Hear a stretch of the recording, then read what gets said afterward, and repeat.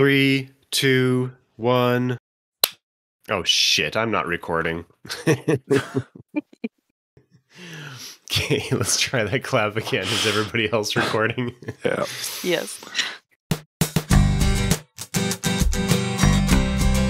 Welcome to Screens of the Stone Age, the podcast where scientists review movies about prehistoric people. My name is Josh Lindell. I'm a grad student studying Neanderthal teeth, and I'm here with...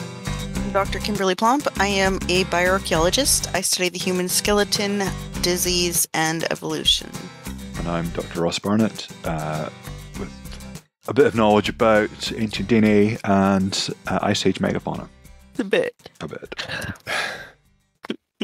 And today we are talking about the movie The People That Time Forgot from 1977. This movie is, of course, a sequel to The Land That Time Forgot from 1974, which we covered almost a year ago at this point. Ross, you look like you have something to say. No, I'm just, I don't know if we want to trash it right off the bat, but it's... Oh, it was so boring. Yeah. I mean... I can summarize it. Okay. Okay. Breasts. What? Pardon? Breasts. Boobies. Okay. Yeah, I like what I'm hearing. Yeah, you're making it sound a lot more interesting than it actually is. Yeah. What was the only interesting part? Parts. I mean, it's really weird to think that this film came out the same year as Star Wars. For kind of fantasy sci-fi films, they're just, opposite ends of every spectrum you can think of, really. I mean, I imagine their budgets can't have been that dissimilar, but yeah, one is a well-renowned classic that we're still watching and loving nearly 50 years later, and the other one is kind of forgotten, and rightly so. It's funny because I got a real Star Wars feel out of this at some points, but there's so many, the way that so many people that are actually in Star Wars. That's true, yeah. There was a real Jabba the Hutt vibe, too. Yeah. That way sometimes if you watch the original Star Wars that isn't the special edition and you just get that real feel for, actually, this is a really low-budget 70s movie, you can sometimes get that if you can forget about all of the history that came after Star Wars. Yeah. I get that same real vibe out of this one, except that it's just really boring and not really a lot of science to talk about. I don't know if you remember our conversation about the original one, but I went back and listened to a bit of it. And that one had lots of philosophical conversations about the human nature and war, and it had lots of scientific musings about dinosaurs and evolution. And this one really doesn't have any of that. It's just a couple of action scenes with a lot of traveling in between. Yeah. The first one is the one where they ate the plesiosaur, right? And they made the joke about the wine. Yeah, that one. I mean, that one was fine. I remember not hating that one. Yeah, this one's very different. I mean, it's nice to see. I always want to call him Troy McClure because that's the Simpsons character, but Doug McClure, being his kind of wooden best, he's the kind of, I guess, the only kind of plot point really from the first one. I mean, I have to say, I enjoyed watching this because I loved the very rubbery dinosaurs and. The ones where you could almost see the clockwork and just how rubbish they were and how they were they expecting the audience to find that kind of exciting, that these kind of badly painted, badly modeled, badly animated rubber dinosaurs were going to be scary. They were just, I could make something better with, a couple of bin bags and some paint. But yeah. I don't know. I think, Kim, if you should give us an overview because I really would like to hear what someone else thinks. I did already. Oh, you did it? Oh, sorry. That was it. Well, I can try. I found it really hard. I don't know if I was just not in the mood to watch a movie or if it was just this one is particularly bad, but I was finding it really hard to pay attention to this. So it picks up from where the movie from The Land That Time Forgot, Troy McClure or Doug McClure or whatever, and his female companion, they get stuck in this land, right? but it's Yeah. not supposed to. When they leave it, you kind of get this feeling that it's going to be okay that they're stuck there, that they're going to kind of make a nice life together, right? Yeah. And so this picks up where the McClure guy's friend wants to go find him because there's just been radio silence. He's disappeared after this expedition that he did. So people are coming to go find him. And so they take a ship up to the ice thing again, but instead of doing a submarine like they did in the first movie, they do a propeller plane over the ice sheets. And they get attacked in the plane by a pterodactyl, which I don't know. Didn't look like, was it a pterodactyl? It didn't look like a pterodactyl. It looked like a...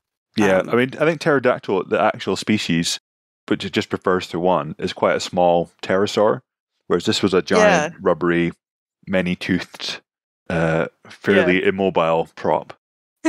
Okay. And, sorry, I'm yawning. So they get attacked by that, and then it eventually takes their plane down by accidentally putting its face into their propeller, so it kills itself and also takes their plane down, and then they have the most gentle of plane crashes, which is pretty good, so none of them get hurt.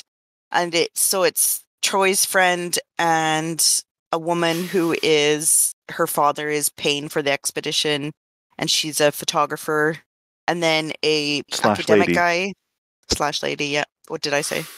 Oh no, just that she's not just the daughter of the financier, but she's a Lady Charlotte in her own right. Right, sorry, I thought you meant female. I was what did I call her? No, but like an aristocrat.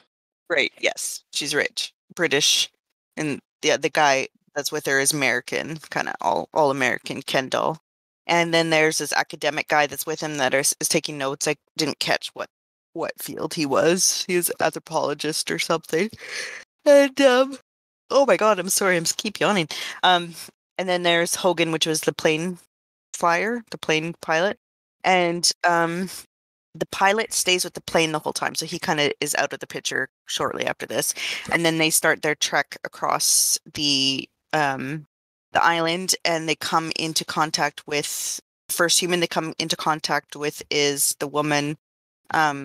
She's modern Homo sapiens. She's from a certain tribe that's been killed off by this other tribe of people. And she's wearing the most uncomfortable top where half of her boobs are just constantly exposed. Like, as a woman, I'm like, that's just so uncomfortable. Like, either have them all out or covered enough, but like have them half covered. Like, so it's just pushing into you. Oh, it'd be so uncomfortable. But they were beautiful. And so they find out that she knows this Tyler guy who is the McClure guy, but she says that he's dead because the other tribes have been wiping out her people. But then they decide that they're not going to take her word for it necessarily. They're going to keep going to try and find more evidence of whether he's alive or dead or what's happening. So they keep going into the island. They run into a couple dinosaurs, a Ceratosaurus, I think. And then they run into the tribe that's killing her people. So they see two of her people running.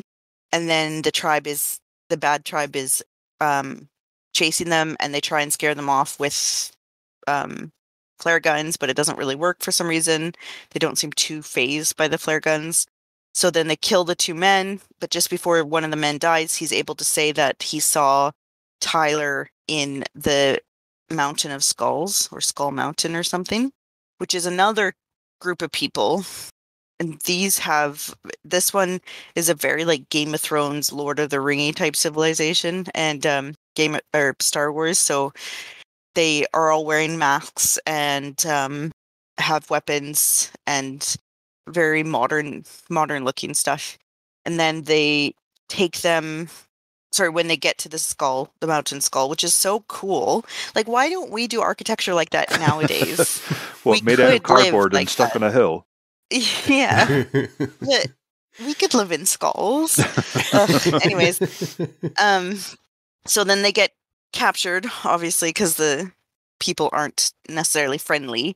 And so they get captured, and their king guy, so this is where it gets very Game of Thronesy. So the king guy is this big Jabba the Hutt-like guy, and he has a weird color, and I couldn't tell if it was like a cultural thing where he was wearing paint, or if they were supposed to be that he was not human in some way, because he was like a greeny gray color, and he had this really greasy, creepy, mystic henchman guy. So that's where the Game of Thrones comes into play.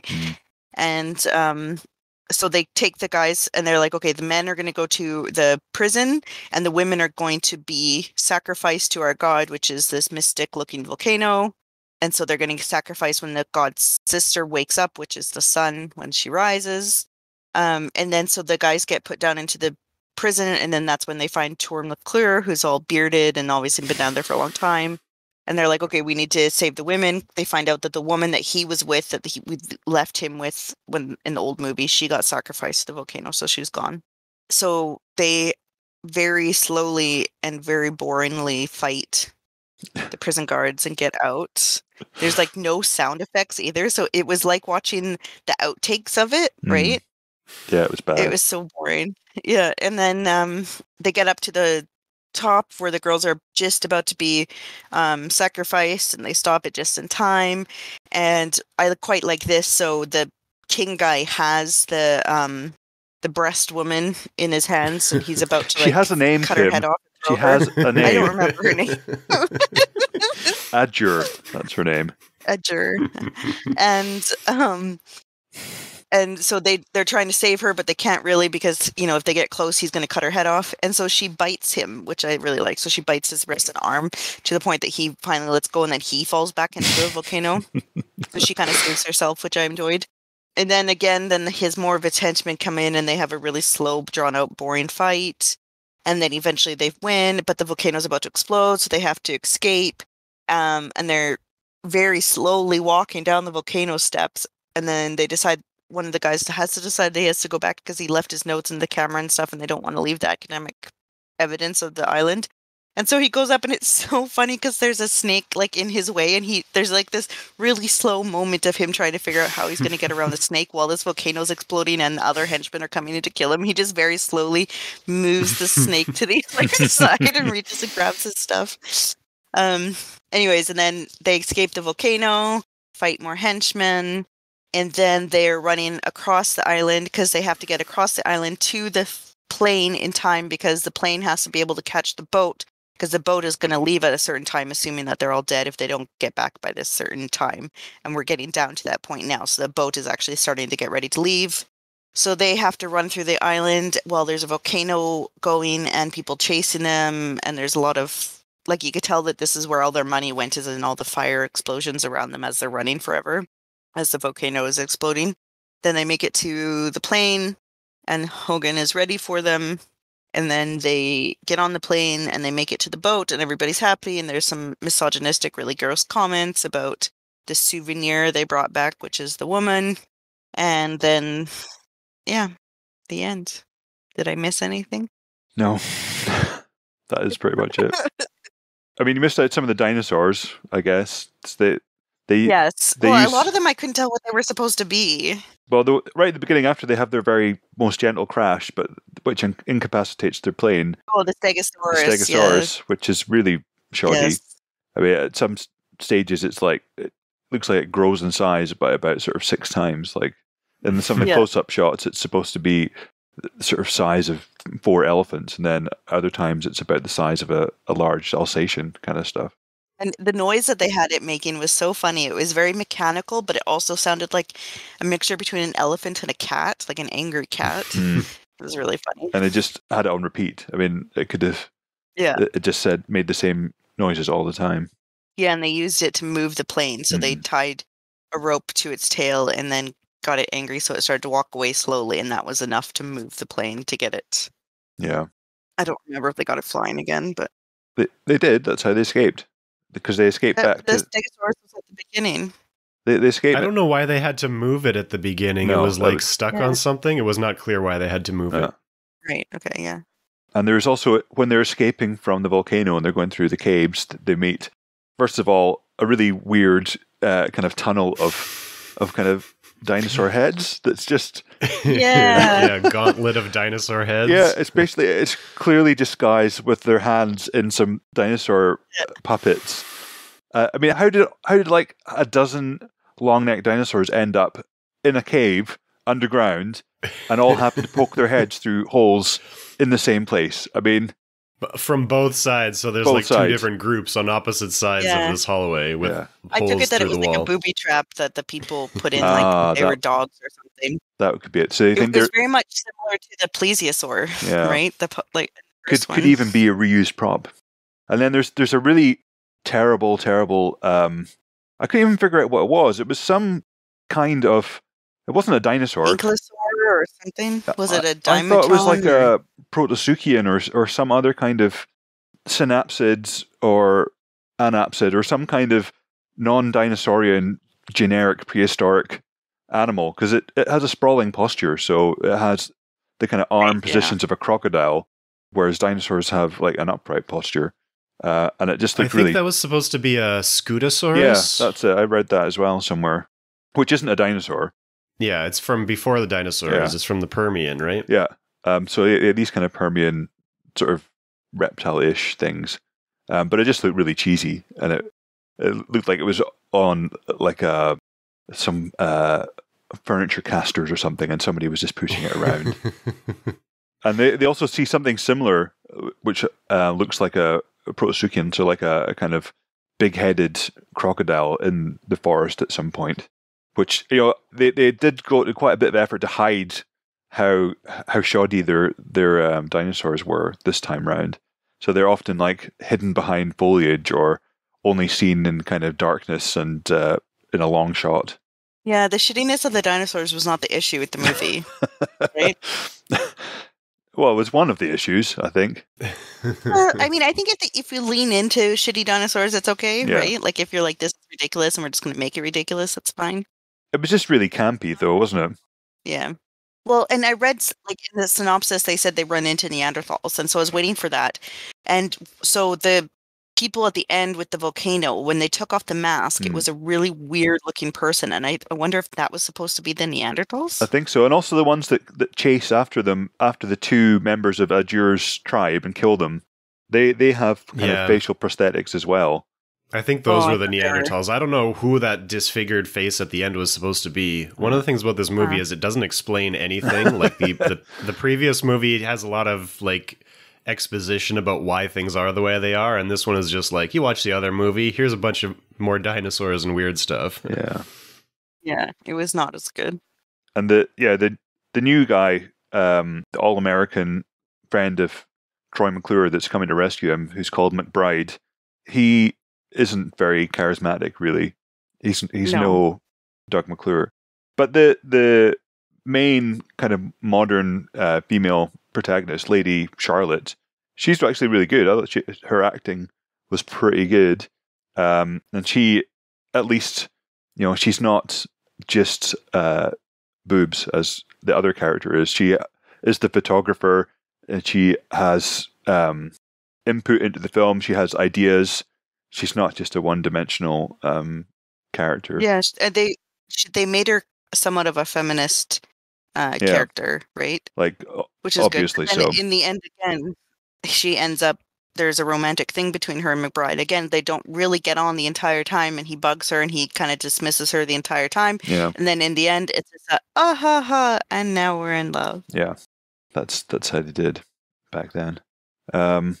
Yeah, the main character, they have this sort of girl power theme with them where the main character is very misogynistic. And then at the end, I think that he's won over because it turns out she had a gun in her bag the whole time. And he's like, wow, I guess you are just like a man carrying a gun. And then he's won over. I don't know what. Yeah, you're right. The romantic thing just sort of comes out of nowhere. Yeah. And then Hogan, who's got to be about 60, the engineer, somehow manages to get, or tries to, rather creepily, I think, towards the end, get involved with Adjur. I've got her in my notes as the chesty cave lady. And he kind of convinces her to move to Nebraska with him, as long as there's no volcanoes there. Well, he doesn't really even convince her. He just says it, like, assuming. Yeah. Like, there's this assumption that everybody's paired off, and so he gets her, right? Yeah. It's very sick. 70s and campy in that kind of way. Professor Bay, is that his name? I forgot to mention, though, also that Tyler dies. Yeah. So the whole point of them going to do any of this is pointless because he dies. But I mean, it's so. I mean, after like as Kim was saying, the fight scenes are just to a modern audience, they're just laughably bad. They're like sub 1960s Batman kind of style. I mean, it would have been actually probably better if they had kind of Kapow and Bammo come up on the screen when they're doing the hits. But I mean, Yeah, it would have been better. when they're escaping and they're being chased by these bad volcano guys, and Tyler, the Doug McClure character, doesn't think they're going to get away, and he tries to buy some time. He's getting shot at with arrows, and like one of them just obviously bounces off his face. I mean, they didn't even cut out the fact that it was like a really shoddy rubber arrow. So that was quite funny. Mm-hmm. When was the first one made? 74? 1974. And this one was 78? 77. Because Troy McClure aged a lot in 3 years. It's just the beard, I think. That beard kind of makes him look super old because it's quite grey. It was pretty white. Yeah. Hmm. Not only did Doug McClure's character, Bowen Tyler, die in this one when they were supposed to be rescuing him, but in the last movie, he had a woman companion with him, Lisa, and she dies in between movies. They just sort of get rid of her before this movie. Yeah, so. She was sacrificed to the volcano, he says. It's a real Alien Resurrection kind of approach to character continuity between films. No, Alien 3, sorry, that's what I mean. But yeah, I think probably the most interesting thing about it is how many of the actors actually are in Star Wars. Because it says that this is filmed at Pinewood like Star Wars was. So Dave Prowse, Darth Vader in the flesh, not the voice. He's the executioner of the volcano people. You don't see his face, but he's this sort of giant 7-foot tall guy. Richard the Parmentier, who is General Motti in Star Wars, who gets force choked by Vader. He's Lieutenant Whitby in this. He's one of the crew members on the Polar Queen, the boat that has the ship that takes them to the land that time forgot. We have the tiny, creepy guy that's the boss to the weird colored guy. I mean, I have them in my notes as the where is it? Jabba the Hutt and Salacious Crumb. Yeah, the fat eyebrow man and the creepy little witch boy. So the creepy little witch boy is called Shane Reimer, and Kieran Shah, and he plays an Ewok in Return of the Jedi. So that's another kind of Star Wars connection. Sarah Douglas, who plays Lady Charlotte, she was married to Richard the Parmentier. So that's Lieutenant Whitby in this film, or General Motti in Star Wars. So that's a connection there as well. And apparently, I mean, I got all this stuff from IMDb, but apparently Dana Gillespie, who is the chesty cave lady, she plays Adjur, but she apparently was a paramour of David Bowie back in the day. So there's all sorts of kind I of saw that when I Googled her. All sorts of interesting kind of connections, which are much more interesting than the film that they're in. And the main character, McBride, is I think his name's Patrick Wayne. He's John Wayne's son. Oh, really? Oh, I didn't notice that. Yeah, I read that on IMDb too. Wow. I mean, it could have been an okay movie if they just tried a little bit harder. Yeah, but there's other similarities with Star Wars as well. Like, one of the most notable is Charlie, Lady Charlotte, is wearing Princess Leia cinnamon bun hair at the beginning of the movie, which I thought was interesting because George Lucas, I thought, chose that hair specifically because it was a really unusual fashion that people weren't familiar with. Yeah. And that wasn't in style in the 70s. Nope. So I had to look into it a little bit. George Lucas says he got the style from turn of the century revolutionary Mexican women guerrilla fighters, but it turns out that doesn't seem to have been an actual style that they wore. Even though I think he has some photo. There's some photo going around of some female guerrilla fighter from Mexico wearing a hairstyle like that. But there's a similar style worn by the Hopi tribe in the American Southwest, which might be actually what it's based on. Mm. And then apparently in the 1920s, sort of trendy bohemian women were adopting like ethnic hairstyles, including this one. So you can find some pictures of women from the 20s wearing these sort of cinnamon bun hairstyles. And I guess that's what this is referencing, because this is set in 1919. So because she's a trendy woman, she must be wearing that hairstyle. But it's a weird coincidence that in 1977, both these movies came out within 3 months where they're both featuring this hairstyle. But not only that, they're filmed in the same place. So clearly someone's copying somebody else. Yeah. Yeah. Well, that I never thought about that. So I was imagining this movie came out 3 months later, and I'm like, they couldn't be copying it because Star Wars wouldn't have been out when they were filming this one. But if they were filmed in the same place, you're right. They probably have a lot of overlap. Both filmed at Pinewood. Could have had the same hairdresser. The same wig department, yeah.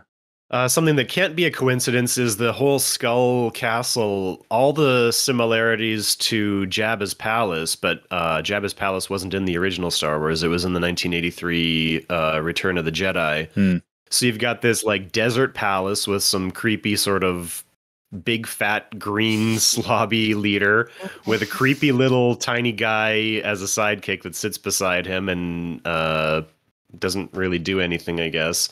And then the main characters end up in a dank cave-like dungeon underneath where they have to fight to get out. The main characters kill some faceless guards and take their armor and use the armor to sneak into another room and then take their helmets off to reveal their faces very dramatically. And then there's a big sword fight. So much of it felt so Star Wars-y to me. Mm-hmm. Yeah, for sure. No, I was wondering if the girls were going to end up in gold bikinis. Wondering or hoping? But the guy that plays the kind of Jabba the Hutt character, this really extravagantly eyebrowed, enormous guy, is an actor called Milton Reed. But apparently his father was Scottish and his mother was Mongolian. And so that's how he has a kind of, I guess, a unique parentage that helps to give him a kind of a different look from many of the other actors in the film. But he seems to have had a really kind of tragic life that he, reading a bit of background into him, he kind of did a few films in Hollywood and then went to Bollywood using some of the connections he had there and died quite young from just not having a very good time, which is quite sad. Aww. I still don't know why he was painted green. No. But then, not a lot of things in this film make sense. Whereas in the first one, like Josh says, there's a fair amount of kind of exposition and philosophical discussion. I think in this, all it boils down to is, oh yeah, the island's alive and the volcano's its heart. Yeah, just trust me on this.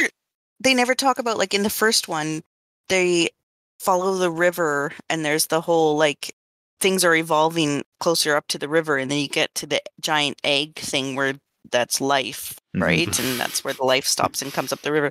And like that just doesn't come into play at all. Like, how is that not an important thing on the island if you're going there? No. Doesn't make sense. Does not make sense. Yeah, so both movies, the first one explicitly and this one more implicitly, take this linear view of evolution and also cultural, technological development. And the technology one is sort of more obvious in this one because you have your like different tribes of people that are supposed to be sort of different levels of advanced. I think they specifically mentioned when Charlie is explaining the story that Ajor told her, which, by the way, I don't think this movie passes the Bechdel test because the only two female characters, they have a conversation, but the entire conversation happens off screen, and then the other one comes in to just narrate the conversation they had, which I feel was really weird. I'm not sure why Ajor couldn't have just told the story herself. But Ajor told the story of Lisa and Tyler from the previous movie. They helped her tribe, I think it's the Galu tribe. Yeah. They taught them farming, and then they taught them farming and helped them advance from the Stone Age to the Iron Age. Which, I mean, it's this misconception about cultural evolution, how it happens in these linear stages that every civilization has to go through.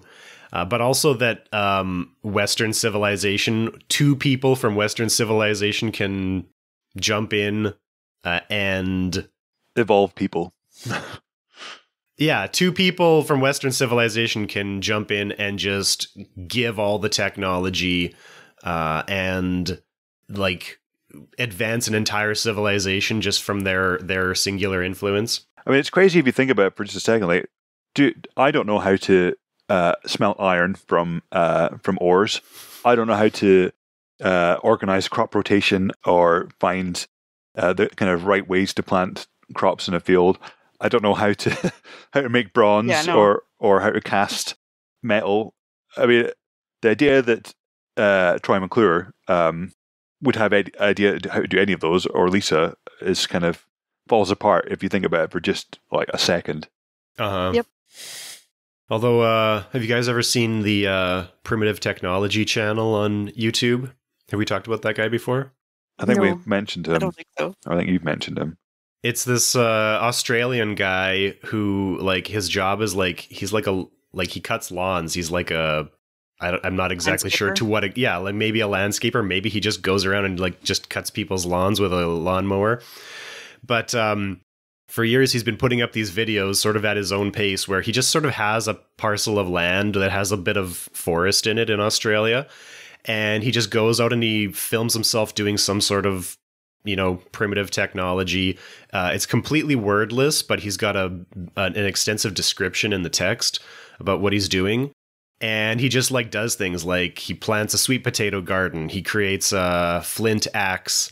He uses the flint axe to cut down trees and make himself a shelter. He digs up clay and makes bricks, and he makes a kiln, and he makes clay tiles for his shelter and stuff like this. He's been doing it for years, and his videos are like months and months apart because it takes months to get this like 10 or 12 minute video that he puts up.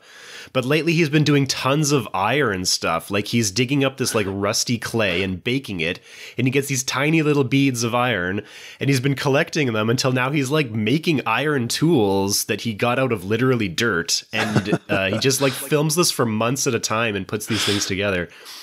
So if you haven't seen it, it's amazing to watch. It seems like it's a bit of a misnomer, though. I mean, the idea that any of this technology is primitive is pretty much nonsense. Like, making a spear or a knife or some other implement out of flint is super complex, as you guys know. Mm-hmm. It's not easy. It's not something you can just pick up and do. You have to be taught it. It takes a lot of experience and skill. Yeah.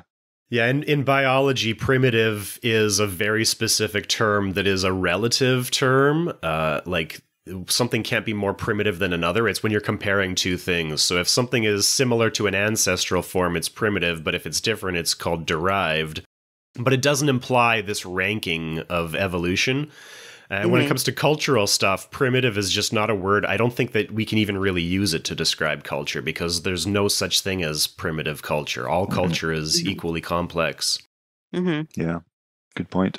Apart from obviously the culture in the land before time, the land time forgot, because we never see them do anything. Yeah, 1970s attitudes towards women are primitive, I guess we can say. Okay, we can say that. I think I'm going to say I'm yawning so much just because the movie was so boring. It was so hard to stay awake through it. Yeah. We didn't do our regular, like, nitpicking inaccuracies, I guess partly because there's nothing accurate about it, and also because they don't really say anything specifically, right? Yeah. They don't really even say or do anything, right? Like, there's no dialogue, there's no relationships really built up or anything. It's all the tropes that we've kind of encountered time and time again, the tribes warring against each other for no understandable reason, people getting kidnapped and having to be got out of jail, people worshipping volcanoes and wanting to sacrifice the kind of lithesome 70s ladies as an excuse to get them into the skimpiest of outfits, it seems. And chases that are pointless, characters that do things for no kind of logical reason. Yeah, that's all in there. And rubber dinosaurs, of course. There's a couple of details that I could pick out here. So at some point, there is a giant tarantula that jumps off a tree onto Lady Charlotte, and she has her very good leading woman scream, because that's, I guess, her main role. Even though she's supposed to be all girl power, she's got the best scared scream. Yeah, well, and that was supposed to humanize her, right? Yeah. she's scared of spiders. And you're like, anybody would scream if a giant tarantula fell on you. Yeah. And she does get a good little line in after that because McBride sort of teases her for it, and she says, everybody has their weaknesses. Mine is spiders. Yours is me. Yeah. But anyway, the spider, the professor calls it Piscilotheria fasciata, and I looked that up, and that's a modern tarantula from Sri Lanka. And this island is supposed to be somewhere between South America and Antarctica. So, I mean, it's one thing to have all these extinct animals because this magic river is making them evolve there or something, but it doesn't explain why there is a modern Sri Lankan spider on this island. Budget cuts. I think that's what explains it. Plus, this professor, he's a bit of an arsehole. I mean, yeah, he's not really of any use to anyone at any time. He's just always kind of getting in the way and not doing anything particularly helpful. And all this time, we discover towards the end, he's had a sword in his walking stick, and he only pulls it out at the end when he could have used it many other times during the film. Charlie with her gun too, right? Yeah. Yeah.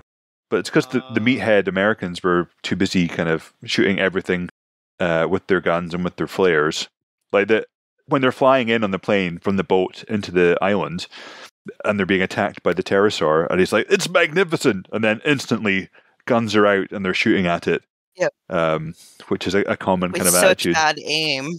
Like, it takes so long. They don't even shoot it down. It propels its own face. Yeah. Right? After biting off their rudder. Yeah. Speaking about the meathead Americans again, the like colonial attitudes of this movie are like all throughout it. Like, everybody speaks English, and it's because Tyler taught everybody English. And I just can't imagine why one guy who speaks English shows up in this world and everybody's like, oh, you have to teach me your language so I can communicate with you. It'd be like, fuck you, Tyler, learn our language. Yeah. Yeah. And then only one person has to learn it rather than however many hundred. And also, I mean, I am only fluent in one language, but I've tried learning a few languages. I can speak a little bit, but it's so hard to learn a language without having people to converse with. So, like, they've only got one guy who speaks English. They're not having conversations amongst lots of people. So I can't imagine they could get to levels of being that fluent in that situation. Yeah. Yep. That's true. There's also a bit, I mean, the ultra bad guys, the volcano worshipping skull people. That makes it sound like a cool movie. Yeah. But they turn up, first of all, and they're wearing kind of, obviously, Japanese samurai-inspired armor. But they've got flags that just obviously. But they've also... That doesn't make any sense. That was like out of nowhere. Why are they Japanese samurais? Yeah. But they've also got flags, which are just skulls. And you kind of have to think, are these the bad guys, perhaps? The ones that have skulls on their flags and live in a literal skull mountain? Yeah, are we the bad guys? Yeah. Are we the baddies? Have you seen that sketch? Yeah. Mitchell and Webb. Yeah. But they trust them. Like they sort of have this really pointless conversation where they invite them all back to their skull mountain because they claim, what is it? They claim they're just misunderstood or something. Yeah, they say Tyler's like some big leader and he's the one who sent them for them, right? Yeah, but it was all turns out he's in prison. Well, yeah, there's this, in a skull prison, which is just full of skulls and skeletons. Okay, let's talk about the Skull Mountain, because first of all, the walls are made of actual human-sized skulls, although slightly too big, but I can talk about that later. But so the walls are made of the skulls of dead people, and they talk about how after they cut their heads off, they're going to use them to build their walls. But also, there are giant skulls, like the Jabba the Hutt guy sits inside the mouth of a giant skull.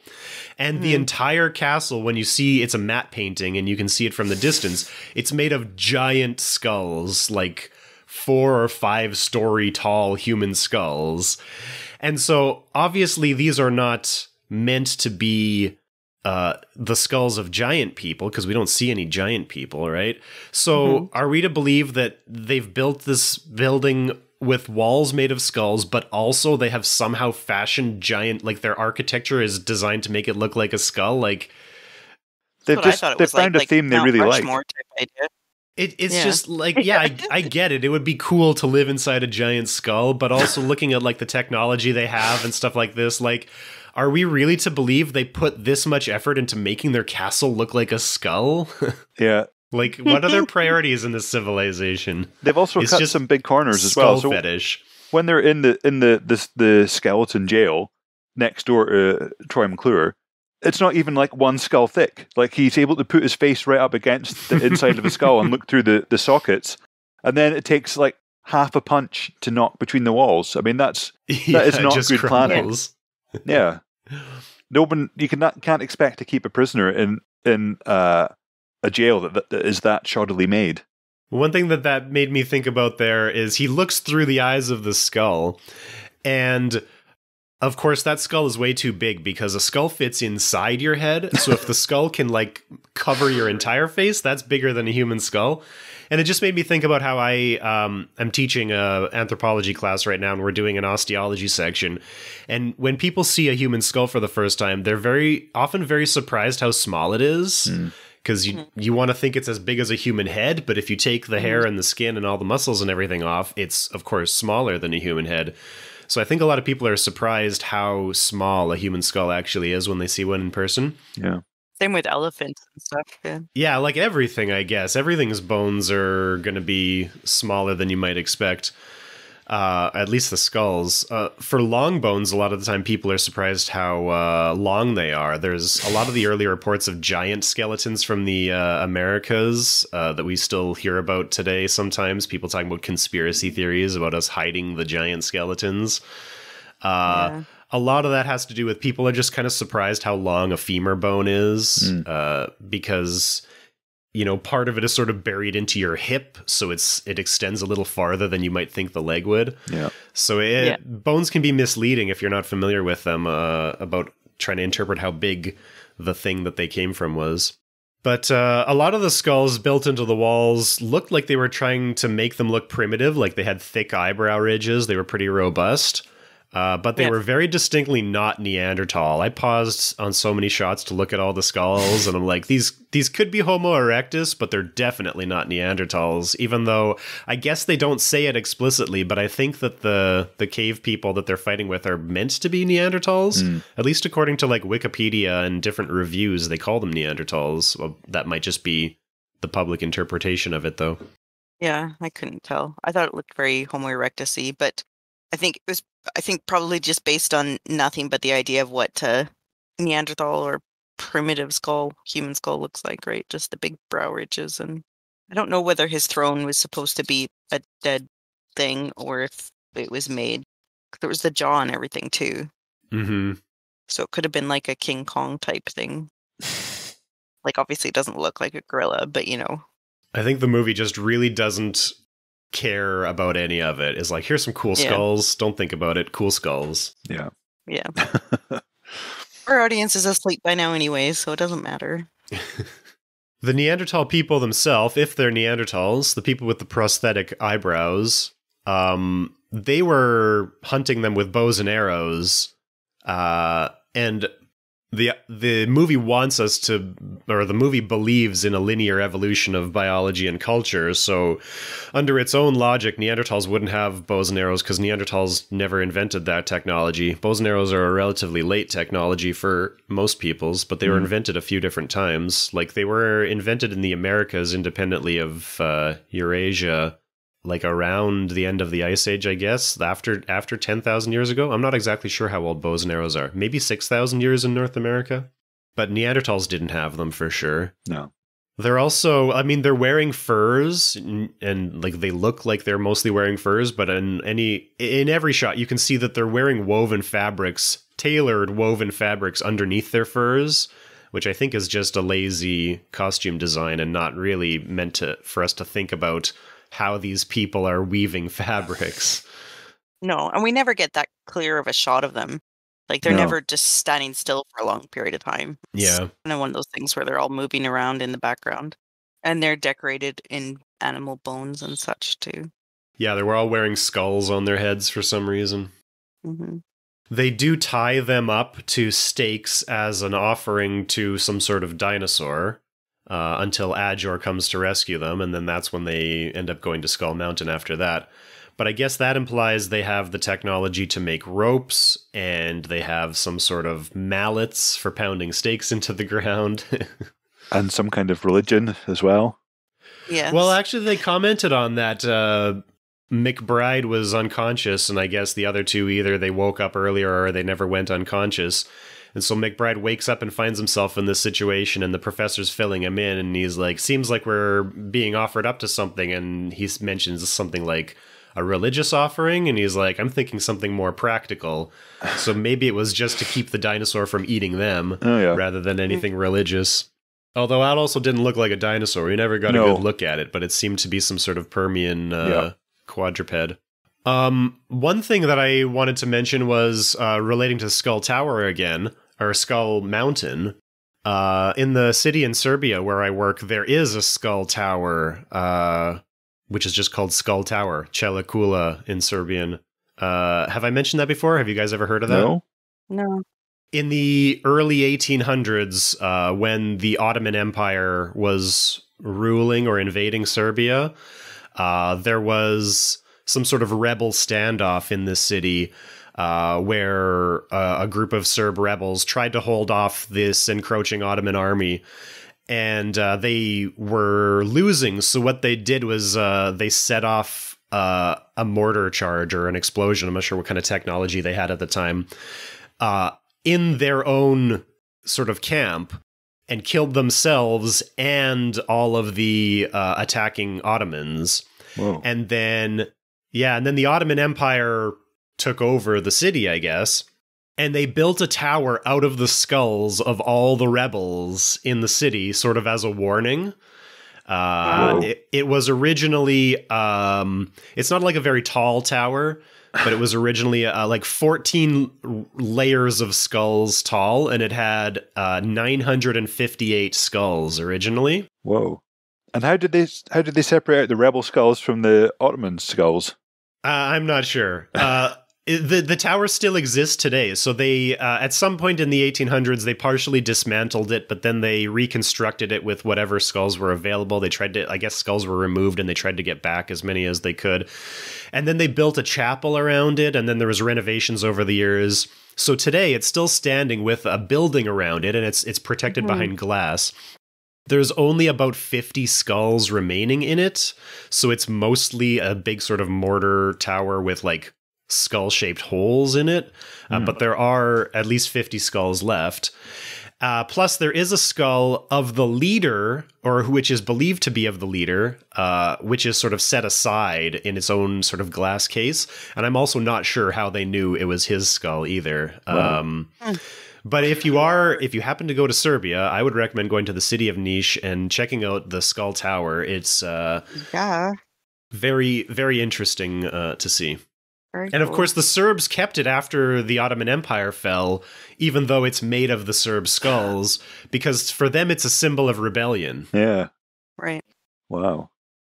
Very cool. And so does that mean that like basically 900 skulls have gone missing from this tower? Yeah. People have helped themselves. Pretty much, yeah. Yep. Wow. I once went on holiday to Czech Republic, and we went to see, well, myself and my girlfriend went to see the Sedlec Ostery, which is similar, I guess, in terms of design, but is basically kind of art made from disinterred burials. So nobody died horribly for this, but they just ran out of space, and like with the Paris catacombs, they kind of dug them up and kind of placed them more economically, shall we say. And so the Sedlec Ostery is quite famous for them having made things like chandeliers and patterns on the walls out of skulls and limb bones and all sorts of stuff. But we went from Prague and it was closed, so that was quite disappointing. Oh no! Yeah, that one's much more famous. Yeah, in Faro in Portugal, there's a chapel decorated with skulls and long bones. It's absolutely beautiful. It's still in really good condition. The Capela dos Ossos Bone Chapel in Faro. Definitely worth going if you're in southern Portugal. But the one thing that none of these places did was to fashion the outside of the building as a giant human skull with walls inside made up of real human skulls. That's the part where it breaks from reality for me. Yeah. I mean, it's very Skeletor, isn't it? That's the kind of thing he would do, or He-Man in Castle Grayskull. Well, if your recording doesn't work, Josh, I'm not watching the movie again. So we'll just consider this lost. So this one is a do not recommend. No. I give it 0 California Mans. Yeah. It's not even like it doesn't even make me angry. You know what I mean? Like it's not even anything. It's just blah. Yeah. Yeah, it's not very interesting at all. No. Not very interesting at all. That could be the tagline. Yes. If you've been enjoying Screens of the Stone Age, get in touch with us. Follow us on Twitter at SOTSA_podcast and on Facebook at SOTSA podcast, or send us an email to screensofthestoneage@gmail.com. Screens of the Stone Age is supported by the Paleoanthropological Society of Canada. Find out more at pasc-scpa.ca.